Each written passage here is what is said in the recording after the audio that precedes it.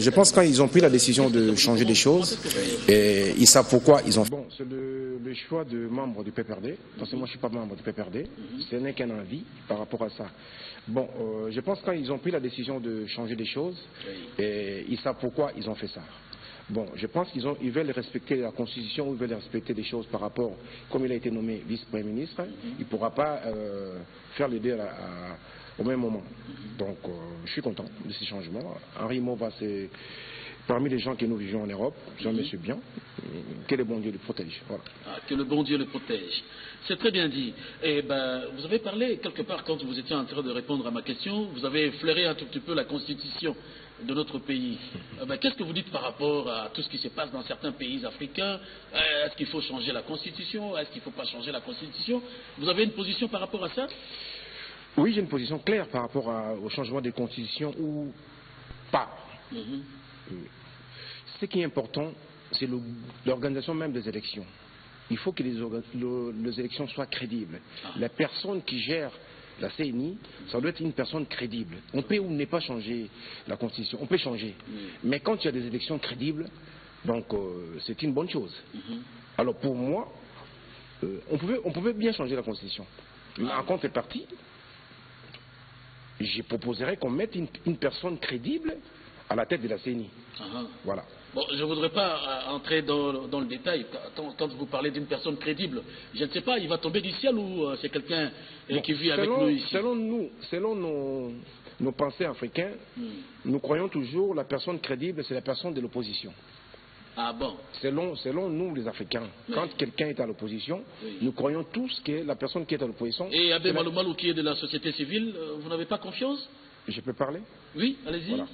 Selon nous, les Africains, tout le monde, nous croyons beaucoup plus, quand quelqu'un est dans l'opposition, c'est la personne crédible. Ah bon? Donc ça c'est nos... C'est aussi votre conception à vous? Non, il y a aussi des personnes crédibles dans ce pays. Voilà. Même dans la majorité? Dans ce pays, il y a la majorité et il y a l'opposition. Quand je parle dans ce pays, je parle d'une manière générale. D'une manière générale. Il y a des personnes... Donc nous devons mettre une personne qu'on ne doit pas contester. Ah ben c'est difficile, hein. Même Jésus a été contesté par une partie... C'est ce que je dis, c'est-à-dire si on met une bonne personne de l'opposition qui est incontestable par rapport à l'opposition, cette personne qui représente l'opposition crédible, alors, si cette personne est à la tête de la CNI, et nous pouvons changer la Constitution. Et ça ne posera pas de problème, parce que le choix de la population sera respecté. Le choix de la population sera respecté.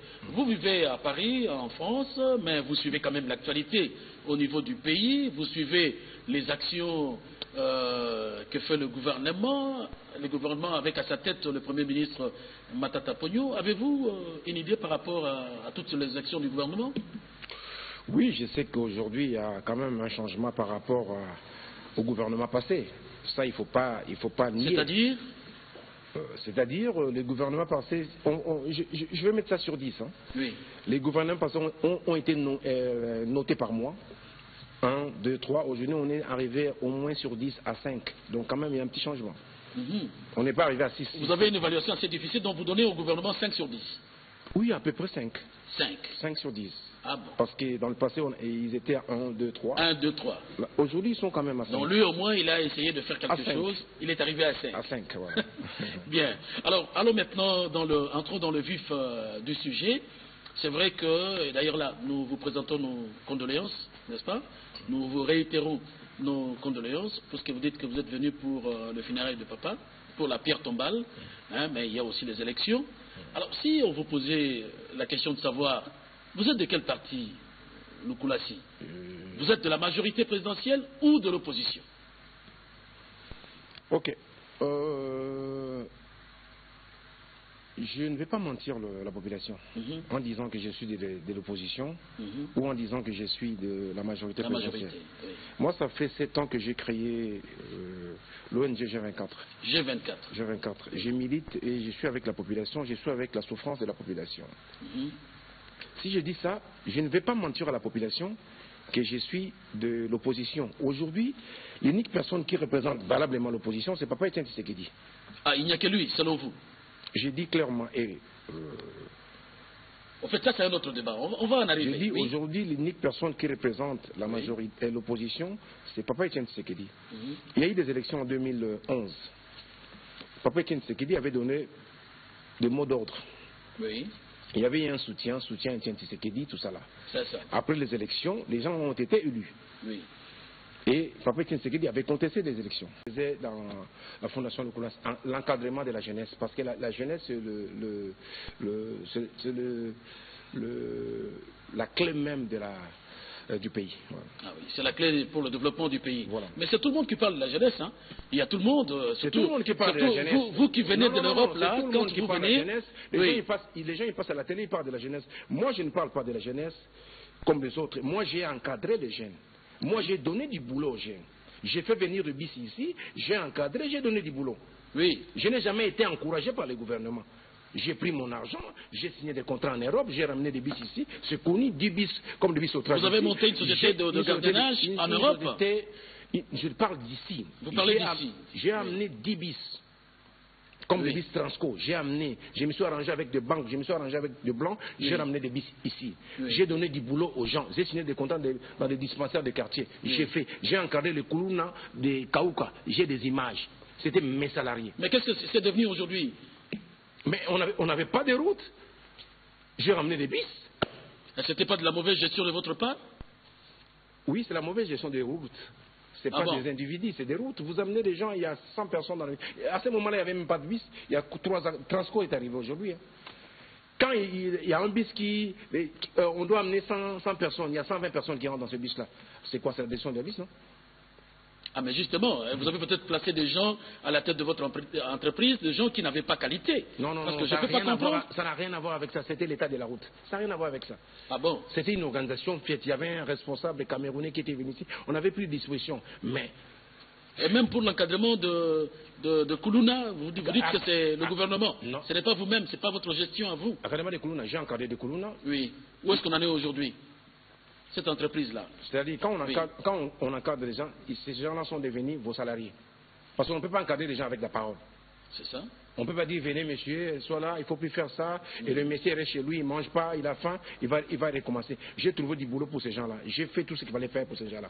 Après, qu'est-ce qu'ils sont devenus? Ils sont devenus mendiants aujourd'hui. Parce qu'ils n'ont plus de boulot. Parce que je n'ai pas à leur donner aujourd'hui. Je n'ai pas de boulot à leur donner. Ils sont devenus mendiants. Dans ma tête, il y a eu des bis qui sont venus ici, des Transco, tout ça là. Oui. Est-ce qu'ils m'ont contacté pour dire, monsieur Jean-Marie Lukulassi, vous avez fait ça pour la population, vous avez amené des bis. Voilà, vous n'avez pas été contacté parmi les gens qui ont reçu le bus du gouvernement? Personne ne m'a contacté. Donc, regarde. Mais peut-être parce que vous n'habitez pas ici, vous résidez, vous êtes résident à Paris. Mes actions se passent ici. Oui. Tout le monde applaudit, tout le monde voit à la télé. Jean-Marie Koulas, il fait ça, il ramasse des chèques ici, il amène en Europe, il encadre, il fait ça, il amène Blaise Maka, ça tout le monde applaudit. Quand il y a des bis qui arrivent pour contacter Jean-Marie Koulas, c'est un souci. Puisque vous faites allusion à ce chèque que vous avez pris, que vous avez ramené à Paris, qu'est-ce qu'il est devenu? Il est devenu un homme, aujourd'hui il est marié, il a un enfant, il tourne partout. Au moment où je parle, il est en Afrique du Sud. Voilà. Ah bon? Ouais. Ah bon. D'accord. Alors, parlons-en. Vous revenez, je l'ai dit au début de cette émission, vous revenez de Paris, et là, nous savons qu'il y a des combattants. Vous faites partie aussi des combattants? Non, moi, je ne suis pas combattant. Moi, je suis pas combattant. Moi, j'ai une entreprise à Paris. Toutes les autorités qui viennent, que ce soit de l'opposition et du pouvoir, quand ils viennent, ils me contactent. Je fais la sécurité de ces gens-là. Ah bon? Ouais. Alors, maintenant, nous apprenons qu'il y a aussi des combattants qui viennent, qui sont ici à Kinshasa, et qui sont candidats par-ci par-là. C'est ça la démocratie. Vous applaudissez. J'applaudis ça quand les gens viennent de l'Europe, ils sont bien accueillis ici, que ce soit réciproque aussi, quand les gens d'ici aillent là-bas, qu'ils soient bien accueillis, c'est ça la démocratie. Parce que la démocratie c'est quoi? C'est la liberté d'expression, la liberté de choix. Quelqu'un qui peut choisir. Mais oui, mais Jean-Marie, vous m'étonnez quand vous dites que c'est une bonne chose, c'est la démocratie, que les combattants qui vivent en Europe, qui viennent ici à Kinshasa pour qu'ils soient candidats, ils sont acceptés par tout le monde, il n'y a personne qui les dérange, c'est une bonne chose. Mais le contraire n'est pas possible. Quand les gens d'ici partent là-bas, oui, qu'ils soient aussi bien accueillis, c'est ce que j'ai dit. Mais qu'est-ce que vous faites pour qu'ils soient bien accueillis? Moi, je ne peux rien faire. Je ne peux rien faire en tant que Jean-Marie Lukulassi. Oui. Mais vous pouvez ne fût-ce que les conscientiser, c'est pas possible. Je ne peux pas passer même une minute pour conscientiser ces gens-là. Pourquoi? Parce qu'il y a des gens qui sont conscients et des gens qui sont inconscients. Ah bon? C'est au gouvernement de faire des choses bien pour la population. Ils seront conscientisés par les actions que le gouvernement feront ici. Donc c'est au gouvernement de conscientiser les gens indirectement en faisant des actions positives pour la population. Ils vont se taire. Ils vont se taire. Prenons par exemple, Oui. on a besoin de visas gratuits, on a besoin qu'on soit enrôlé, on a besoin quand il y a des élections, on doit voter, tout ça là. Ah, mais maintenant on a accepté. Il y a des Congolais qui sont à l'étranger qui vont voter. Ça vous le savez au moins. Ça a déjà commencé, les enrôlements ça a commencé. Ah, mais je pense que Pour pour voter, ces il faut qu'il y ait un élections ici, enrôlement, pour voter, il faut qu'il y ait une carte spéciale des gens qui sont à l'étranger. à l'étranger, au niveau des ambassades et tout. Oui, je viens d'arriver il y a 4 jours. Et là, vous m'apprenez des choses parce que moi, je ne suis pas au courant de ça. Ah bon. Je suis passé à l'ambassade du Congo 4 fois, 5 fois la semaine passée, là, quand j'étais à Paris. Vous m'apprenez des choses. Donc, ce n'est pas encore. Ça n'a pas encore commencé. Ça n'a pas encore commencé. Alors, Jean-Marie Loukoulassi, vous avez déjà eu à échanger avec le jeune d'ici depuis que vous êtes rentré. Ouais. Qu'est-ce qu'ils vous disent? Surtout ceux de Kalamou, là, votre commune, là où vous êtes candidat. Qu'est-ce qu'ils vous disent? Quelles sont leurs attentes? Quand tu rencontres quelqu'un qui n'a pas mangé depuis le matin. Vous voyez élu au niveau de la commune de Kalamou, n'est-ce pas? Et donc vous faites partie de comment on appelle ça, l'Assemblée provinciale, au niveau de la ville de Kinshasa. Qu'est-ce que vous allez apporter pour la jeunesse? D'abord, il faut d'abord parler de l'encadrement de la jeunesse. Oui. Quand on parle de l'encadrement de la jeunesse, c'est-à-dire qu'il faut trouver du boulot par rapport à la jeunesse. J'ai 2 pistes pour trouver du boulot par rapport à l'encadrement de la jeunesse. Je vais essayer de demander l'audience au vice-premier ministre de l'Intérieur et au premier ministre, s'ils vont m'accorder. Ah mais pourquoi pas? J'ai une proposition. Puisque vous êtes un élu. J'ai une proposition à faire au premier ministre par rapport aux jeunes du quartier. J'aimerais qu'on engage ces jeunes-là du quartier. Ils vont me poser la question où est-ce qu'ils vont trouver l'argent. Oui, pour le payer. Pour le payer. Mais ces jeunes-là, ils doivent d'abord avoir une formation, n'est-ce pas? Pour manger, prendre du pain, mettre de la bouche, il n'y a pas de formation. C'est-à-dire, pour ramasser les papiers dans la rue, il n'y aura pas de formation. Ils peuvent d'abord commencer par mettre la propriété. Parce que la propriété amène des maladies. Alors, pour ramasser les papiers, il n'y a pas une formation. On doit d'abord commencer par la propriété des quartiers. Ces jeunes-là vont faire la propriété. Ces jeunes-là vont encadrer les voyous. Premier boulot, facile, pas d'encadrement. Et en contrepartie, le gouvernement doit embaucher ces gens-là. Vous allez me poser la question, où est-ce que le gouvernement va trouver l'argent? Mais il y a l'argent quelque part. Il y a eu un système de bancarisation. Il y a eu des comptables qui détournaient de l'argent. Maintenant, on a bloqué tous ces systèmes-là. C'est-à-dire qu'il y a l'argent qui traîne. Quelque part. Quelque part. Cet argent qui traîne, on peut affecter ça pour le salaire de tous ces jeunes-là des quartiers, en commençant par la ville de Kinshasa. Parce qu'il y a beaucoup d'argent qui traîne. Parce qu'il y avait des comptables qui gagnaient des millions par mois. Tous ces millions-là, on peut mettre Kalamou, on prend 500 jeunes, salaire $100 par mois. On signe des contrats avec des dispensaires. Moi, j'ai fait pour 100 jeunes, j'ai payé $50 par mois. Ça fait $5000, j'ai signé des contrats par-ci par-là. Moi, j'aimerais le classer. Le gouvernement peut faire plus. Oui. Voilà. Le gouvernement peut faire mieux. Première politique, on fait ça, on encadre les jeunes. Moi, j'accepterais d'être comme responsable de ça, dans tous les quartiers. Prendre dans tous les quartiers. Si par exemple à Kaouka, nous avons 200 maisons.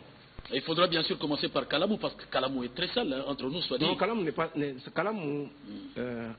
C'est très bien. Kalamou est très sale. Barumbu est très sale, Kalamou est très sale, Selembao est très sale. Il n'y a que Gombe. Ah, mais Kitambo, c'est un peu plus Moi, propre. je parle de Gombe. Je parle de Gombe. Oui. Gombe, ça va. Quand tu viens à Gombe, tu dis, oh là là, il y a un changement. Mais allez-y. Allez à Kaouka, allez par-ci, par-là, tu vas comprendre que c'est pas bon, il y a la souffrance, il y a tout ça là. Donc, bien, ça c'est la première politique. Et la deuxième? La deuxième, parce que vous avez dit, vous avez 2 pistes. Oui. De toute façon, je vais vous donner une information. Oui. J'ai appris, mais j'étais très content quand on avait nommé le conseil spécial Luzolo Bambi. Ah, Luzolo Bambi, oui. Vraiment, ça, j'ai dit bravo au chef de l'État. Donc, je pense qu'aux élections futures là, qui arrivent, là, les élections législatives et les élections présidentielles, présidentielles, en 2016, on aura du mal à avoir des candidats. Ah bon? Je vous assure, on aura du mal à avoir des candidats. Vous prophétisez déjà? Non, je ne prophétise pas, je vous dis la vérité. On aura du mal à avoir des candidats, même aux élections présidentielles et aux élections législatives. Pourquoi? On aura du mal à avoir des candidats. Oui. Parce qu'il y aura au moins 98% de nos anciens dirigeants, que ce soit de l'opposition ou du pouvoir, qui seront éliminés.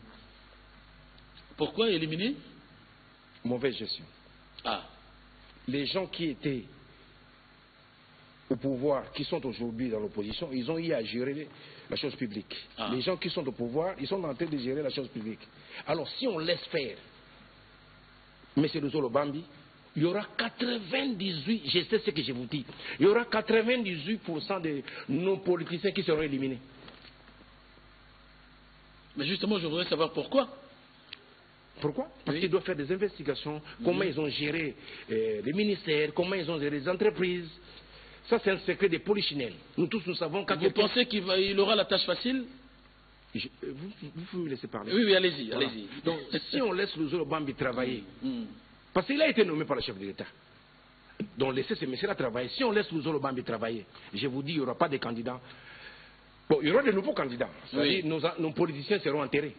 Ah, les anciens. Les anciens seront inéligibilité. Même ceux qui sont à l'opposition aujourd'hui, qui ont eu à gérer la chose publique, ils seront éliminés. Comment tu es un ministre, tu peux avoir 4 maisons, 5 voitures. Donc, c'est-à-dire, premier contrôle. Monsieur, comment tu as 5 voitures? Comment tu as 5 maisons? Explique-nous. Éliminé. Il ne faut même pas aller plus loin. Commencez d'abord. La question, il ne faut même pas poser au ministre. Mais est-ce que vous ne pensez pas que le grand problème se situe au niveau de la population? Parce que c'est la population qui devait en fait se poser cette question-là. Or, la population ne pose pas cette question-là. Là, c'est la population. Ça, vous représentez la population. Oui, moi je vais expliquer ça à la population. Je passerai dans toutes les communes pour expliquer, voilà, en 2016, on aura du mal à voir des candidats. Tous ces politiciens-là, ils vont être éliminés. Laissez-moi, puisque vous embrayez sur ce point-là, laissez-moi vous dire une chose. Si demain, il y a des politiciens qui se lèvent pour dire qu'ils sont candidats de l'opposition et ils mettent le Mouniéré pour se dire qu'ils sont de l'UDPS. Vous ne pensez pas qu'ils vont passer comme d'autres que nous avons connus ici? Moi je parle de Luzolo Bambi, c'est intéressant. Oui. Il y aura même des candidats de l'opposition qui vont se faire éliminer. Parce qu'il y a des gens qui étaient du pouvoir. Il y a... Avant, diplômés par là. J'ai des conseillers. Tout au plus, doit être gradué. Ah bon? Pas plus. Pourquoi? Ça y est, vous êtes contre les études ou quoi? Depuis Mobutu jusqu'à aujourd'hui, nous avons eu des grands professeurs. Aujourd'hui, on plaît pourquoi? On dit qu'il n'y a pas à manger. Pourquoi? Tous ces professeurs-là. Quand un professeur il est nommé ministre, qu'est-ce qu'il fait? On lui nomme aujourd'hui, demain, il commence à faire des stratégies. Comment faire pour détourner l'argent qu'on ne m'attrape pas? Ah bon? Mais je vous dis, quand quelqu'un est très intelligent, qu'est-ce qu'il fait? Quand il va dans son bureau, il dit, bon, maintenant, moi, j'ai fait des stratégies. Je suis un grand professeur. J'ai fait des stratégies. Quelles sont les stratégies? Dit, si je prends 2 millions, je mets ça comme ça. Dit, conseiller, toi, tu es professeur. Comment on va faire pour qu'on ne nous attrape pas? C'est ça. Et tous ces professeurs, ils ont des stratégies pour qu'on ne les attrape pas. Mais moi, je prends un petit monsieur qui n'a pas de stratégie. S'il prend 10 000, on dit, toi, tu as pris 10 000. Ah bon? Parce qu'il n'a pas de stratégie, il n'est pas beaucoup intelligent. Donc il faut mettre des gens qui ont la volonté de changer ce pays. C'est-à-dire, lui, il a en tête, il n'a pas beaucoup de diplômes. Il a en tête, il a la volonté de changement. C'est ce qui est important. Ce monsieur-là, il n'a pas de stratégie. Moi, je vais prendre 1 million, je vais faire des couvertures par les mathématiques. Non, il faut prendre quelqu'un qui dit... des gens pragmatiques. Il faut tonga l'hôpital, tongi. C'est des gens comme ça qu'on veut aujourd'hui. On ne veut pas déjà avec des stratégies. Depuis Mobutu jusqu'à aujourd'hui, tous les intellectuels là, ils sont intelligents pour eux-mêmes. Ils ont des maisons en Afrique du Sud, ils ont des maisons partout. Ces gens-là qui sont très intelligents. Essayons d'abord les moins diplômés. On va voir. Ah bon? Ouais. Bien. Alors, qu'est-ce que j'allais encore ajouter là? Par rapport à la ville de Kinshasa, puisque vous venez pour faire partie justement de ces jeunes qui vont diriger la ville de Kinshasa, n'est-ce pas? Qu'est-ce que vous reprochez aujourd'hui? Bizarrement, j'avais envoyé un spécialiste dans mon équipe de G24. J'ai dit, fais la tournée de toutes les communes. Non, Congo. Ah. Le monsieur, la fille m'a fait un rapport que j'ai apprécié. Bizarrement, il n'y a que des villes parmi les 11 régions, bizarrement, il y a Katanga et Kinshasa qui a vraiment des travaux. Donc aujourd'hui, bizarrement, il y a 2 villes. Les gens parlent toujours de Lubumbashi, tout ça là. Les gens ne se rendent pas compte que c'est Kinshasa qui a eu beaucoup de travaux. Pas beaucoup, hein, les 10% là qu'on a fait, parce qu'à Lubumbashi, ils ont fait 5% parce que c'est une petite ville. Mais les 10% qu'on a fait, c'est la ville de Kinshasa.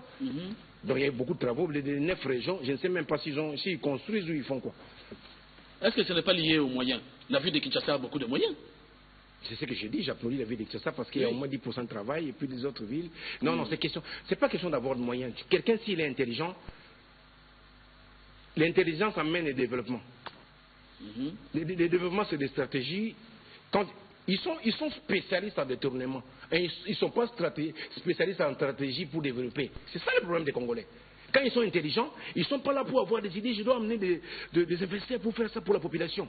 quand un investisseur arrive, on dit il faut bloquer cet investisseur, il doit donner tel montant pour qu'il investisse. Non, il faut voir des stratégies. Vous amenez les investisseurs pour investir. Mais eux, ils font des stratégies pour s'enrichir. C'est ça les mal congolais. Nos intellectuels, ils font des stratégies. Tu as 2016, tu as 1 an. Allez, mbang. Non, ça reste un an. Dernière année Angola. Dernière année Angola. Il y a des gens qui passent, c'est des chefs d'État. Surtout ça, mais au contraire, il y a une personne en Gaba qui manque même $10 pour aller amener son fils. C'est ça le mal congolais. Donc essayons de moins intelligents. Ils ne vont pas voler, ils vont dire que Tonganzela fait comme ça. C'est ça qu'on doit essayer. En fait, on me fait signe que notre émission va toucher à sa fin. Oui, ça passe vite, les 45 minutes. Ben, je vous vois déjà élu, je crois l'avoir dit 2 fois. Moi, j'ai été déjà élu. Au cours de cette émission. En 2011. J'ai été élu. Ah bon? Mais déclassifié. Ah bon? Là, vous et la personne qui avait fait ça, un jour j'ai prié. Dieu m'a dit, monsieur, la personne là, comment on dit ça? Ah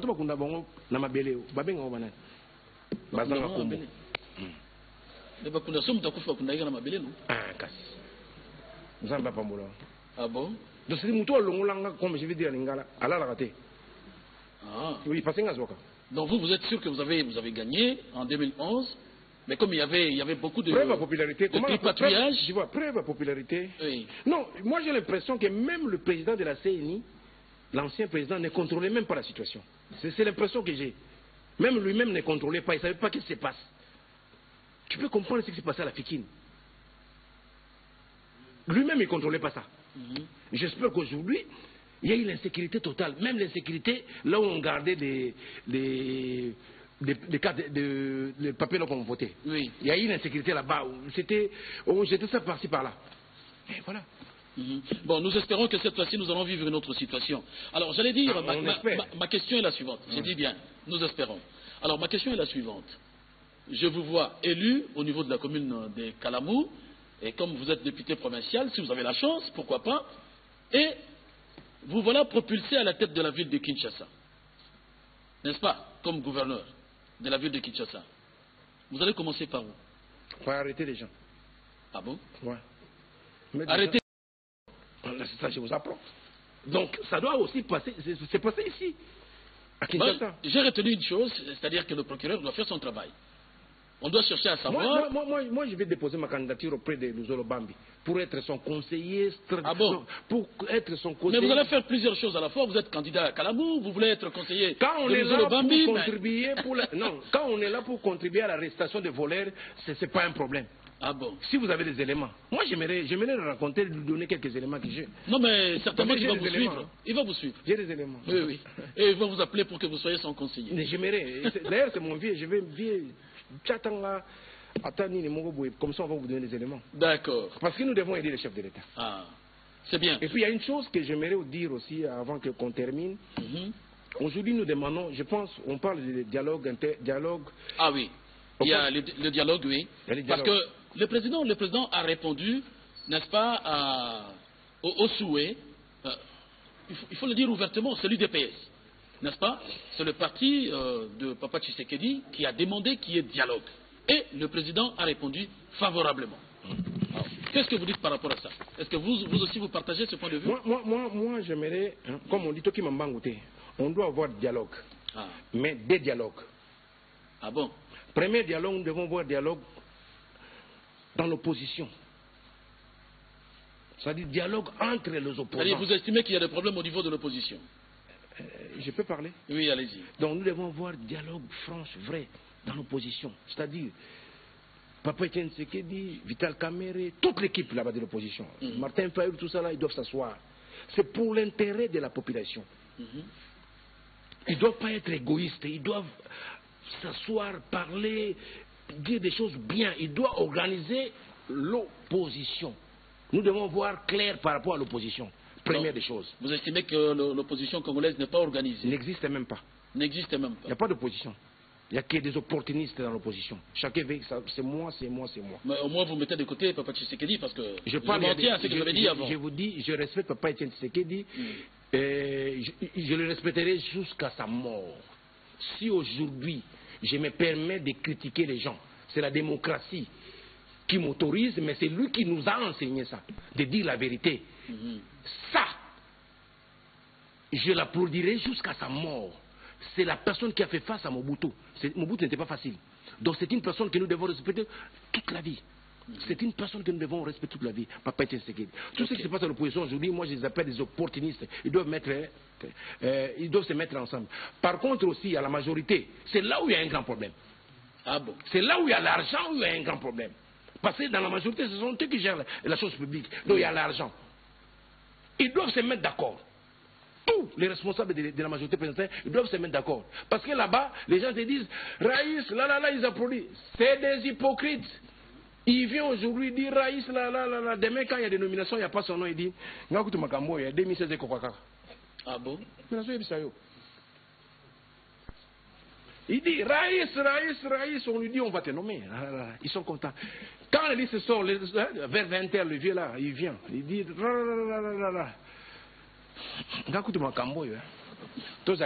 se retrouve pas. Donc ça, c'est la majorité présidentielle. Ah bon? Alors c'est le plus dangereux.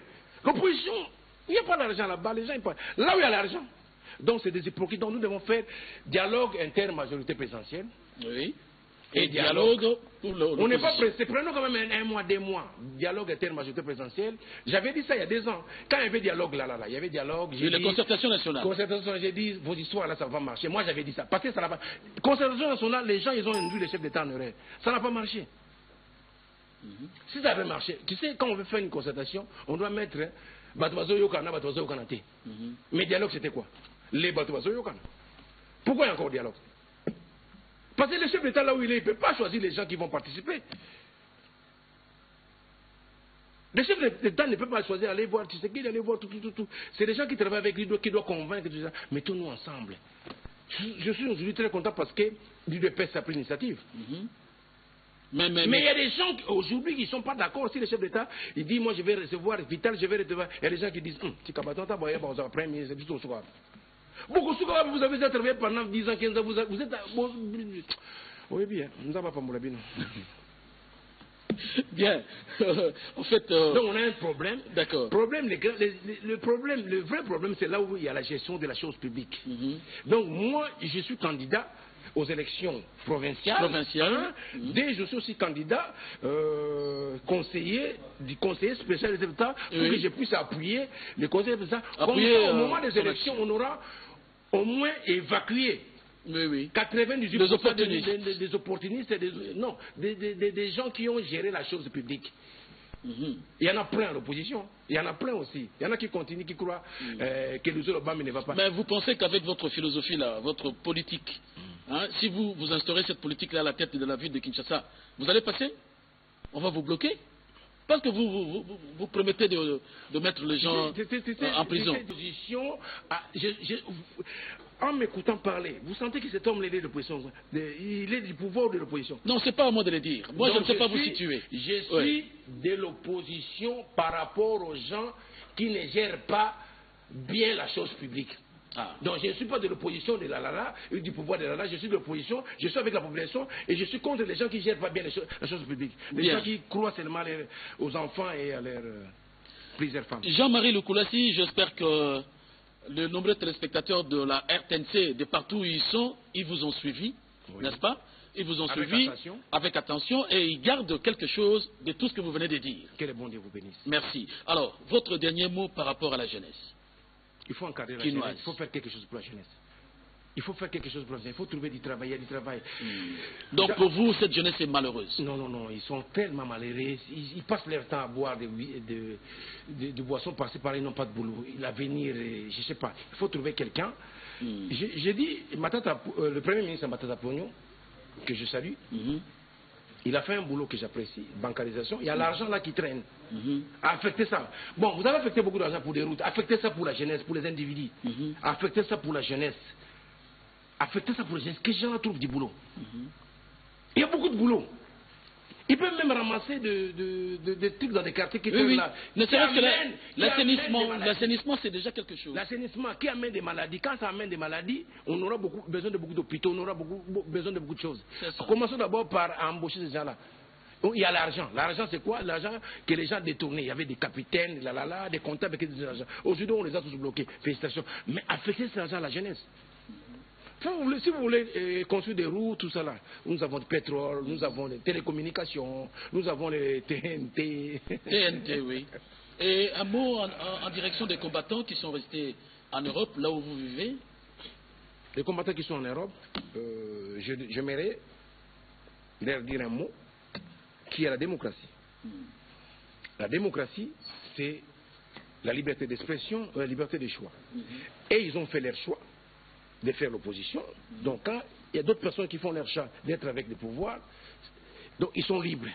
Rex Casadevini, s'il a été bien accueilli, il a un parti, désormais il sera peut-être un député. Oui. Alors les gens qui viennent ici, quand ils partent là-bas, qui sont aussi bien accueillis, c'est ça la démocratie, liberté des choix. Parce que vous ne pouvez pas dire une chose et son contraire. Voilà, chers téléspectateurs, cette émission touche à sa fin. Nous avons reçu pour vous Jean-Marie Lukulassi, qui est résident à Paris, mais de temps en temps qui rentre dans son pays. Et cette fois-ci, il est rentré pour participer encore une fois aux élections, quand bien même qu'en 2011, il a gardé un très mauvais souvenir de ces élections-là. Parce qu'il a été écarté? Oui, parce qu'il a été écarté, ce sont ses propres termes. Mais nous espérons que cette fois-ci, les choses seront bonnes et que, en écoutant son discours, la jeunesse pourra suivre ce qu'il dit. Beaucoup de chance, Jean-Marie Lukulassi, et que Dieu vous bénisse. Moins de diplômes. Ah oui, ça aussi j'ai retenu. Moins de diplômes, mettons des gens qui ont la volonté de changement. Des gens pragmatiques. Ouais, parce que les diplômes amènent des stratégies pour le détournement d'argent. Merci. Alors, à vous, chers téléspectateurs, merci pour avoir été de nôtres. À la prochaine.